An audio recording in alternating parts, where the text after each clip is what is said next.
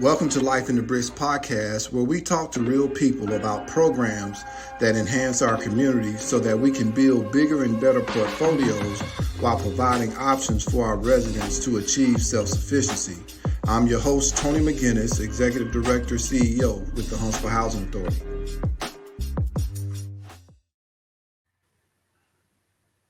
Man, good afternoon. This is Tony McGinnis again with Life in the Bricks podcast. I'm your host for the show today. I'm excited because I have a young man on the show who grew up in the bricks. A brother of mine, another brother from another mother. And I'm excited about some of the stories that we'll have the opportunity to share today.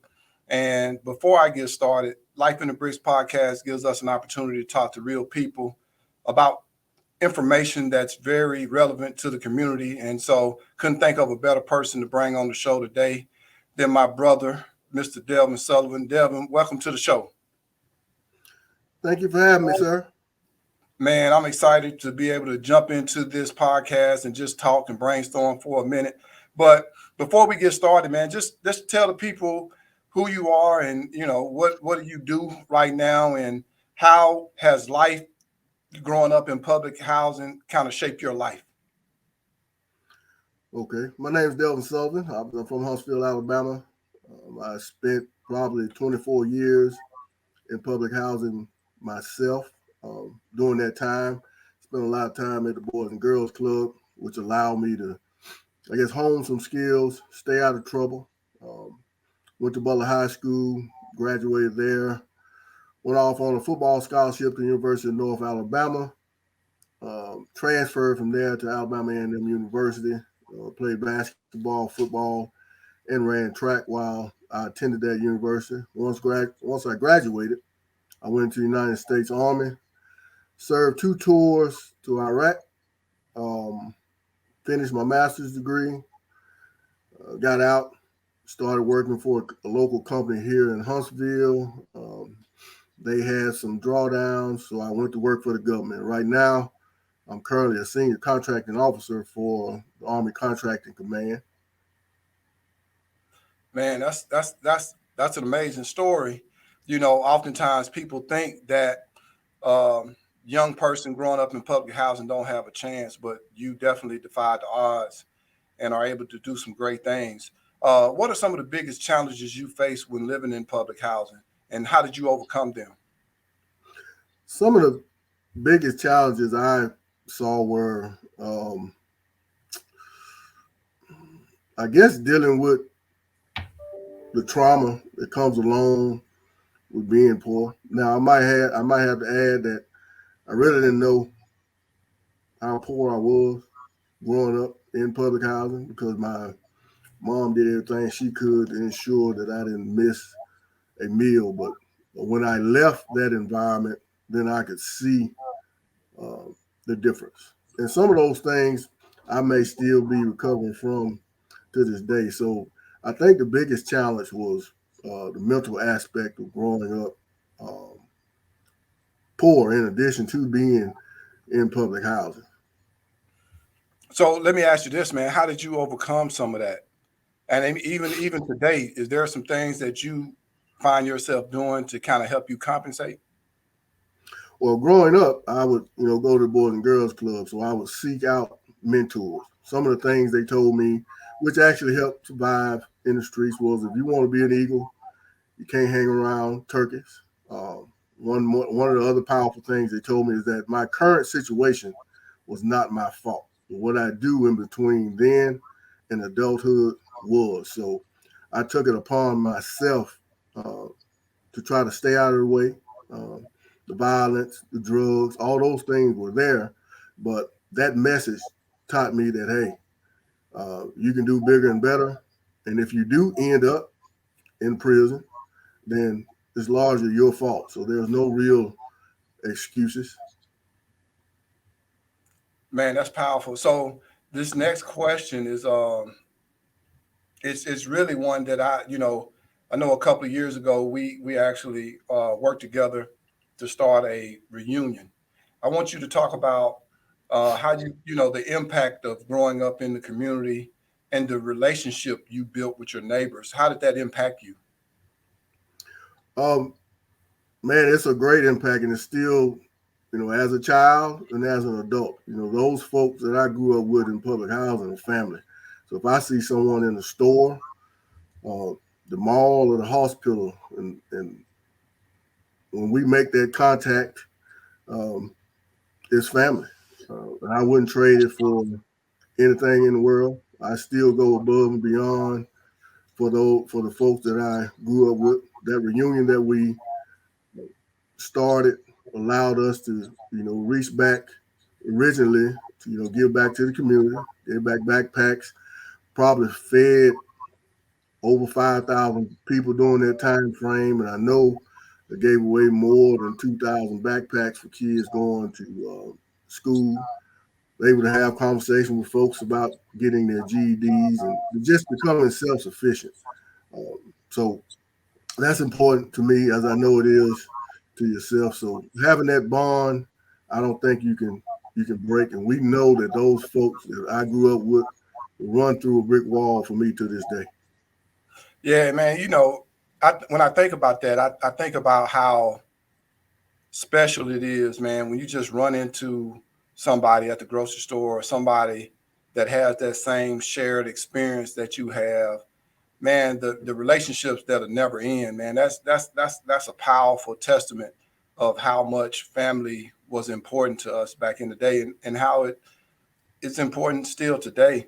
What were some of the positive aspects or support system within the neighborhood that you had, and that were kind of valuable to your time living in Mason Court? What were some of those?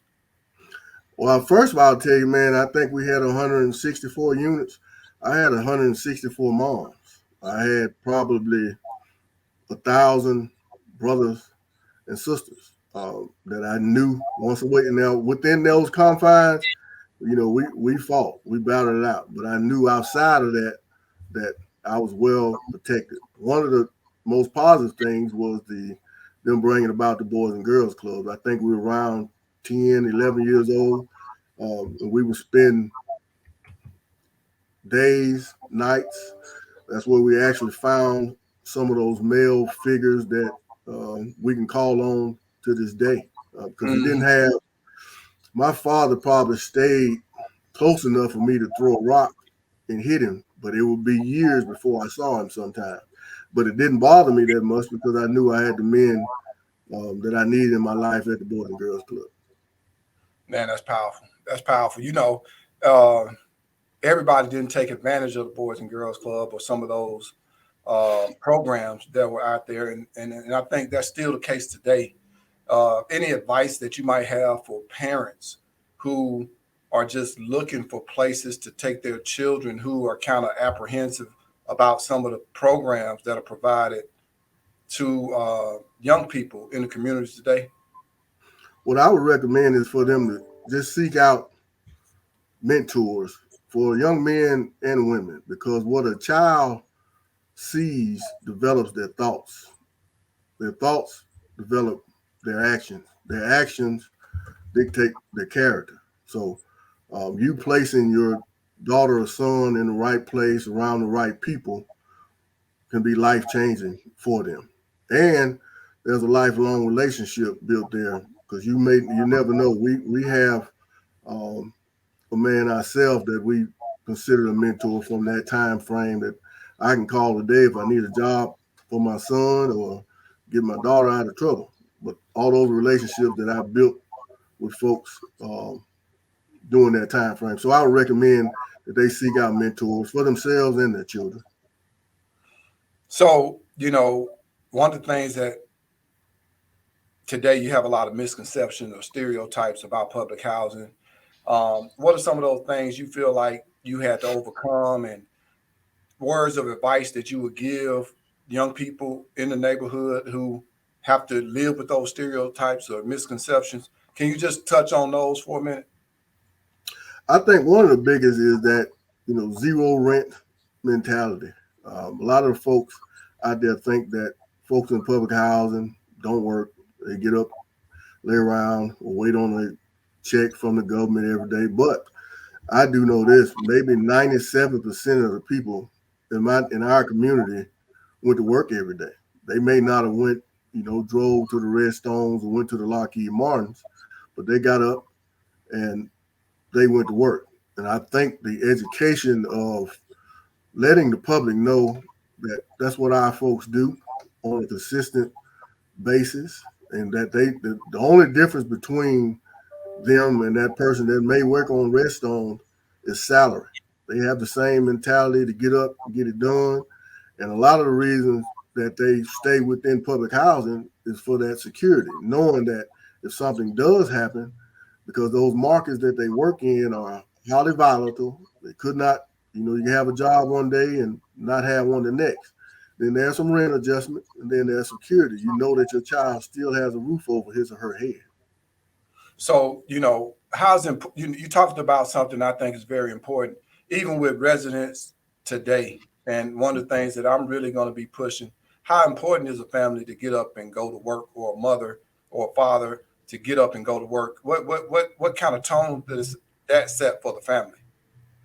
Oh, it sets a powerful tone. The most powerful thing I get out of that is, and it doesn't matter whether the child is in public housing or staying in Cliff Cove, one of the most affluent areas here, the child needs to learn that there's a difference between privilege and entitlement.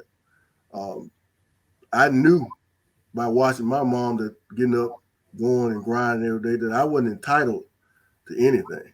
If I got a meal and I was fed every day, that was a privilege. If I dressed better than most kids due to the fact that she went to work every day, that was a privilege. But I was not entitled to anything. So I try to instill that in my children to this day and all the children that I mentor. So the biggest thing was the difference between entitlement and privilege. So let me ask you this: are there any memorable moments or stories from your time in public housing that stand out to you? Um, yeah,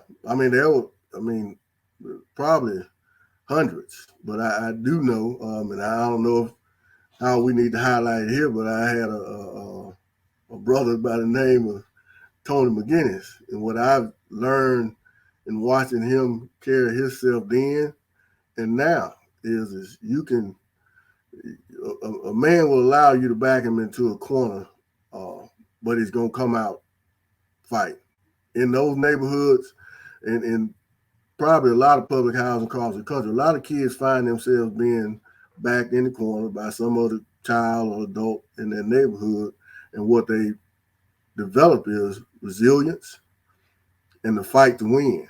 And I've came out of those corners just as you have.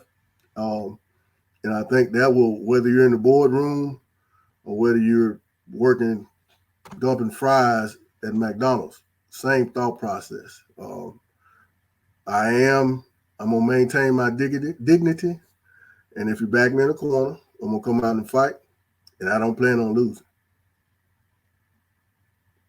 That's a perfect segue into us bringing on this gentleman. I don't know how you figure that, but that's all. You couldn't have messed up that word at a better time. Right. Which one? Fred McGinnis onto the show. Fred is actually the co-host of this podcast, man, and I appreciate him being on today.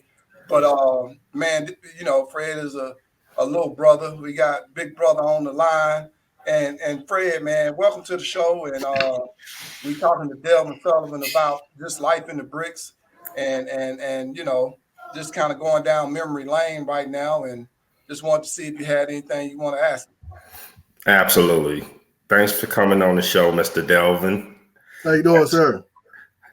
Doing well, brother. Doing well. Sounds so good and so informative of what you've been talking about since you started. But like Tony said, I think I got two questions. The first question is, with everything you've been through, you're a 3-sport athlete in college. You grew up in one of the roughest areas in town.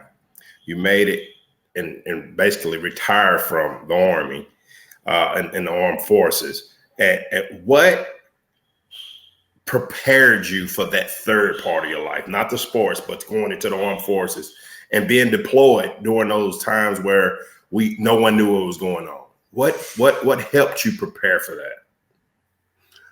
As I stated earlier to Tony is going to the Boys and Girls Club, one of the most powerful things they told me was that my current situation was not my fault, but what I did in between then and adulthood was.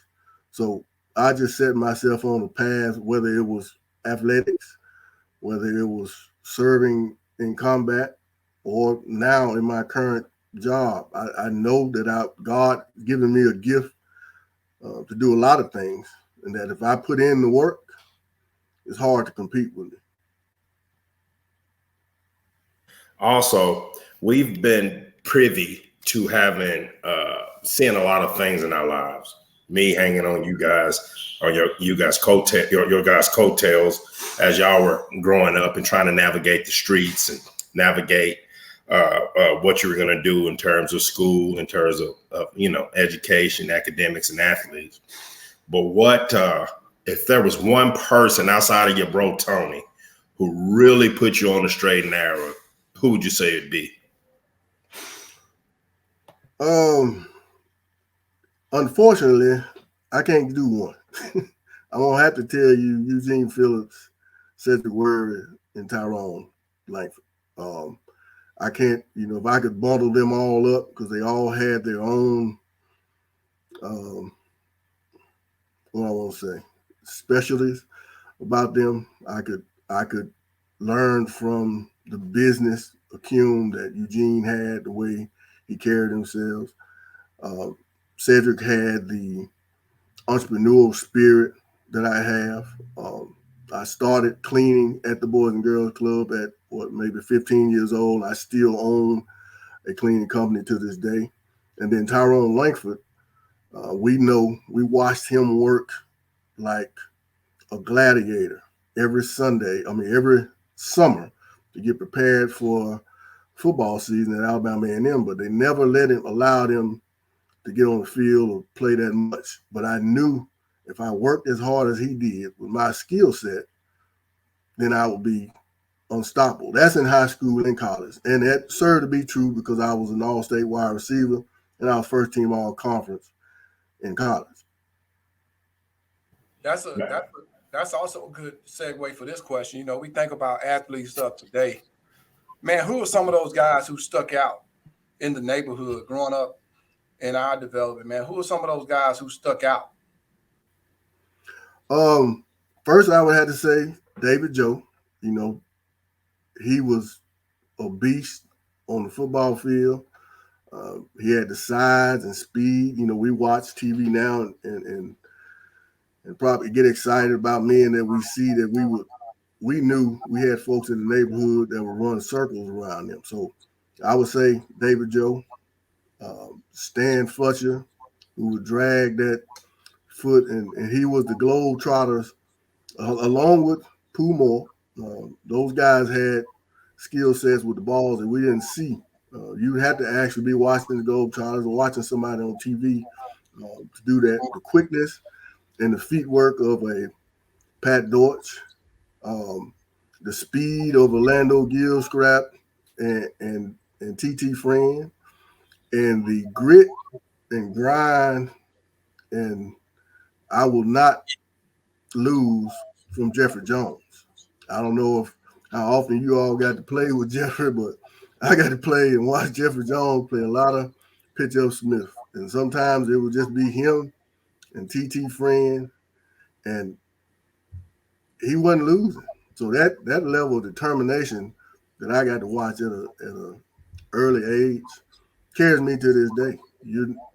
I don't plan on losing. And if you have to keep pitching me the ball, and I have to keep running into you like Jeffrey Jones did, TT Friend, then that's what I'll do.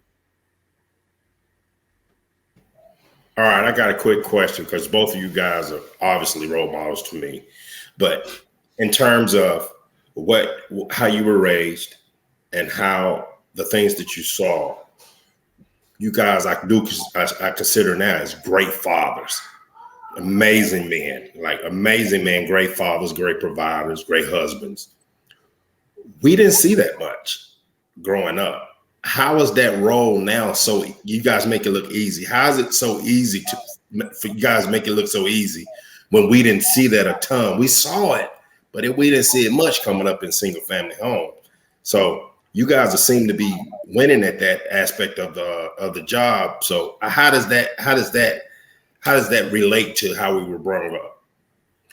Well, I can tell you, growing up is not relatable because I didn't see it much. But I did have, I got in some academic trouble one time, and our basketball coach, Coach Dawson, would take me home with him. And I'd never seen a man come in, kiss a wife, sit down at the table where everybody ate in the same location. What I knew was, once mama finished that pork chop and them fried potatoes, I'd run upstairs with my plate, and thought that was all right. And I would be wrong if I didn't say a lot of who I am and why I am, the father I am, has to do with my wife, because I would still do those same things as a man, thinking I'm all right, but I'm not all right. I didn't know that I wasn't all right. She would get up, she would go to church on Sundays, she would take my daughter, and I would wonder, why is she leaving this boy here in the house with me? Well, so I asked, and she said, if the man of the house is not going to church, then I'm not taking the son. So I knew that I needed to start going to church to set that tone. And I still do that to this day. We probably have 5 or 6 other adopted children in and around us, the neighbors' kids, my nephews. And we went to church Sunday. They were all there to the left and the right. I'm the only man of this age and stature that they model it out of. So I know I have to be there for them to see that. To the point to where my son-in-law just shows up so he can allow me to see his presence, and then he can allow my grandchildren to see his presence. So it's going a long way. So to answer your question is my wife and the mentors. Gotcha. Yeah, and I think I might have had a cheat code because my dad was always involved. My dad was around, and it was so fortunate for me because I got an opportunity, not only as a young teen, I got a chance to see him every day because he actually worked for the housing authority. He was a maintenance guy who his assignment actually landed him in the neighborhood. So I see him every day. And, I got a chance to spend time with my father. So even though he didn't grow up in the house with me, I feel like I had the cheat sheet because I was able to see him and be around him. And he taught me so much about how to be a man. And one thing, man, that he taught me was how to keep your word. If he said something, he meant it and he did it. And to me, that's so important today because I really feel like that if young men had people in their lives that they could depend on, we wouldn't have so many problems that we are having today, man. Guys that they can rely on. If they say they're going to do something, they know that it's going to get done. So, man, that was a good question, Fred. I mean, because at the end of the day, we got to have some more fathers in some of these neighborhoods so that these young people can grow up and know what it looks like to be a man. So I can appreciate that question. I want to ask you this, Delvin. How's growing up experience your perspective on housing inequality, the homeless in the community, man? How's that influence your perspective on things that you see today? Because I know that a parent wants to have safe and affordable housing for his or her child. The inequality that I see in and around us, there's not a lot of attention placed on those that are less thereof. So I find it part of my mission to push that narrative that those folks that are left behind need to be brought to the forefront.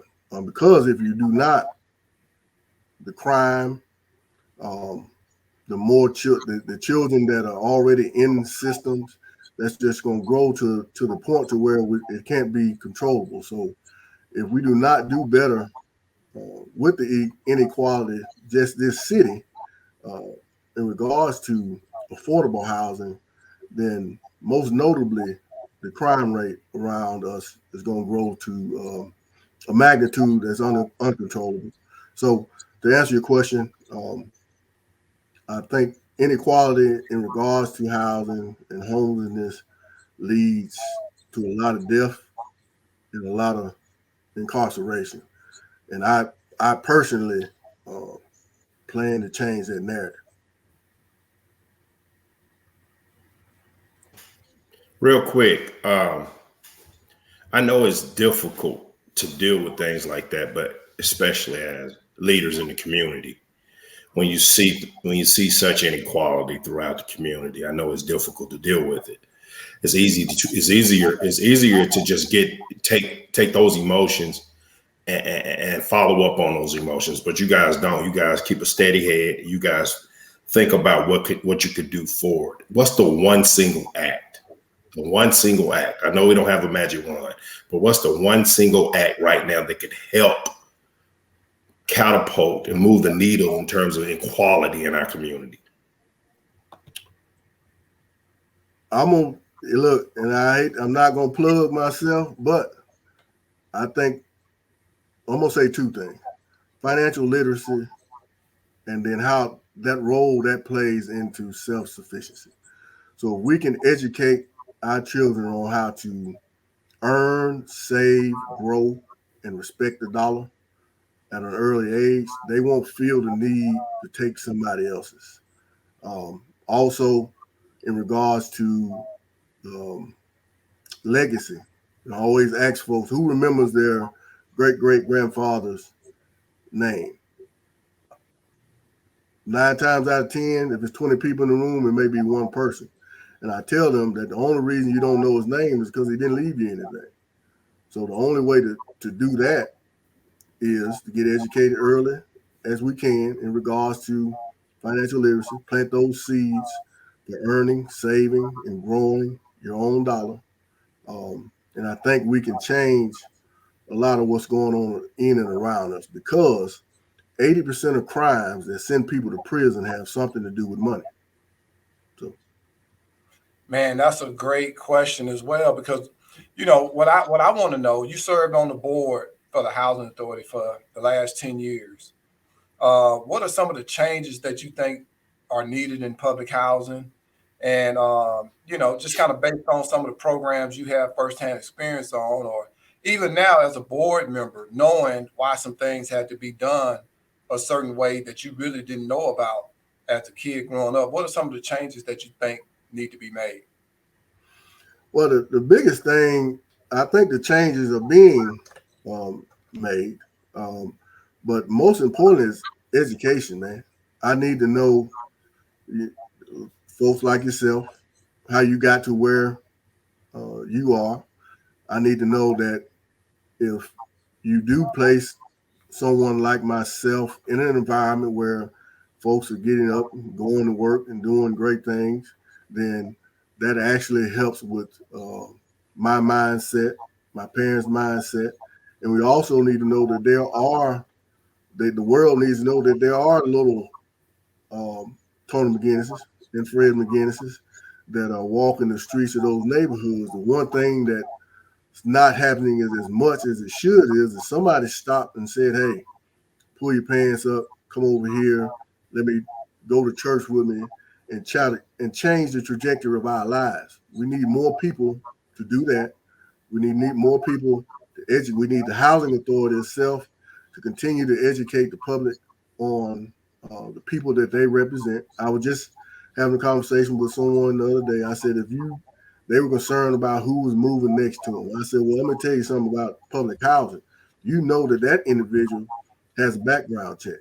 I don't know if the man to the left or right of me is a pedophile or a serial killer, but you will have, knowing that someone has went through the system and they're a member of public housing, that there's a background check. And that most of the troubles and the things that they hear about are not our residents. It's actually folks from the outside. So I think the education is key. Appreciate that, Fred. We got a few more minutes. You got any more questions that you want to throw out there before we dive into some of these last ones? Yeah, I got one for both of you guys. Just real quick. You had to wake up in the morning. You wake up to bad news about a family member, but you wake up in the morning as well, and you wake up to a winning lottery ticket. What's your approach on that day? For me, if I wake So up, you were breaking up. You said some bad news and somebody winning a lottery ticket. Yeah. So you woke up bad news in terms of you got a bad report off from a family member or something. Yeah. So you have that negative thing you have in front of you. Then you get the good news that you just won. You had the winning lottery ticket. How do you go about that day? How are you going to go about that day? Wow, that's that's a good question. Being that I've woken up to a lot of bad days, and I don't know about I ain't did the lottery ticket thing yet, but that structure that I have during the day, because I have it written on my board here to the left. Pray at 5:30 in the gym by 6. Take a nice brisk walk. Try to get 20 steps in a day. So the goal is for me, it will be stick to the structure that I have, and then when I get based on how much that lottery ticket is figure out how I can actually put that back in my community effectively. Not just handing out money to folks. What I want to be able to do is provide structure from cradle to grave. If you gave me a lottery ticket or $1 million, I want to take little Fred McGinnis and give him the tools that he needs physically and mentally to become a productive citizen. So yeah, that's that's kind of pretty. how we have today. And that's who you are, man. For me, it would simply be making sure that the people around me are okay. If I wake up to bad news, you know, I would probably internalize it and make sure that the folks around me are okay. And then I'll try to find some strength to deal with it in my own kind of way. And being that I'm the oldest of my brothers in the family, that's what I've had to learn how to do. Internalize stuff, put it on the shelf, make sure everybody else is okay, then come back to it. And if I win that lottery, though, it's also let me make sure everybody around me is okay. Let me make sure that folks are taken care of. Folks that don't even like me, I want to make sure that they taken care of because at the end of the day, man, it's all about family for me, and it's all about taking care of those who don't have. And when you get a chance to win that big ticket, you know, you're gonna change. So let's try to change some folks around you as well. So it's always been, man, just taking care of the folks that are around me. And that's why I'm so passionate about my circle. I'm a very loyal person. I believe in the people that are connected to me. And I just believe that, those are the folks I want to ride with each and every day. So that's how I handle that, man. I appreciate that question. Devil, my last one for you though. And Fred, you want to chime in on this? Man, you've been on this board, Devin. You've been in this city. You've seen some things from a lot of different perspectives. Are people outside of housing doing enough? People who don't work directly in this field, are we doing enough?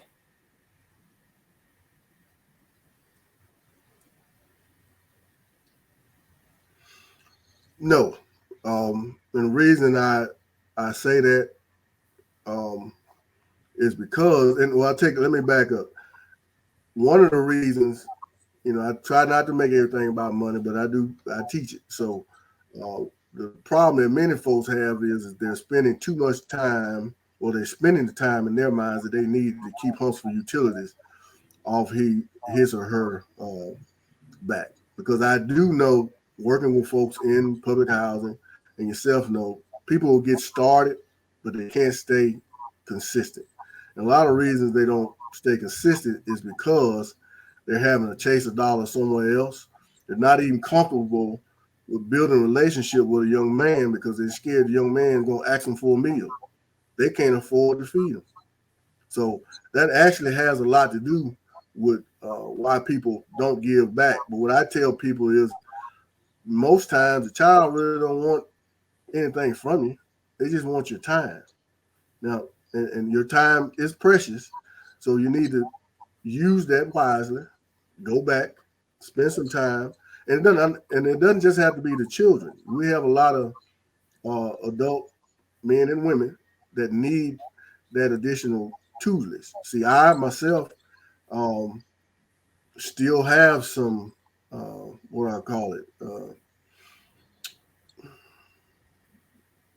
poverty-stricken mindset or mentality. So there's some things that I can't even teach.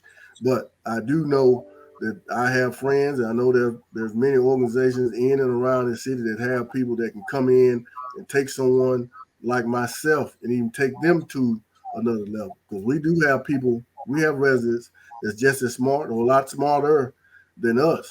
They just need someone to have that conversation with them sometimes. So my answer to your question is no, but I would encourage folks to do their part. I'm definitely going to say no on that end. And I'm just not going to talk about anybody else. I'm talking directly to myself when it comes to that answer. No, because I'm a product of it, right?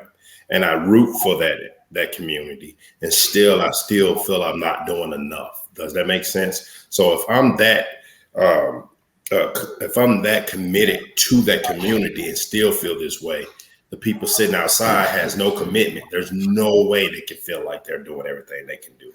And that can just be by pulling up to the housing authority, the headquarters there, and asking how they can help in the community, going to the Boys and Girls Clubs, asking how they can help with the Boys and Girls Club, going to these youth sports leagues, asking if they can be soccer mom, soccer dad, anything just to help out, just to be present. Because it's always good to see someone outside of your four walls that is there to help. And just to be honest with you, no, we're not doing enough. We're not. Man, well, that's powerful. And man, I appreciate you, Delvin, for being on the show today. Fred, thank you for jumping on as well. Ladies and gentlemen, this has been Life in the Bricks podcast. We want to thank our host, Tony McGinnis, myself. I want to thank my co-host, actually, Fred McGinnis. But we want to thank our guest, Delvin Sullivan, man, for just taking time out of his busy schedule to share a few moments with us. Be on the lookout for this show on all your streaming devices, especially look out for it on YouTube at Tony O. McGinnis, or you can go to the Housing Authority's YouTube page. But also look for the book, Life in the Bricks, on Amazon. It's a nice book written by Tony McGinnis, myself. And we're talking about issues that a lot of us we don't really know. And I've kind of outlined that in this book, Life in the Bricks, and you can find it on Amazon. Until next time, we want to thank y'all again for being here, and that's a wrap.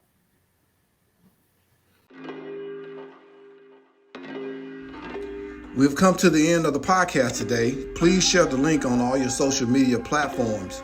We hope that you all will join us again next time. Until then, keep serving and keep pushing. This has been another amazing episode of Life in the Bricks podcast. Peace.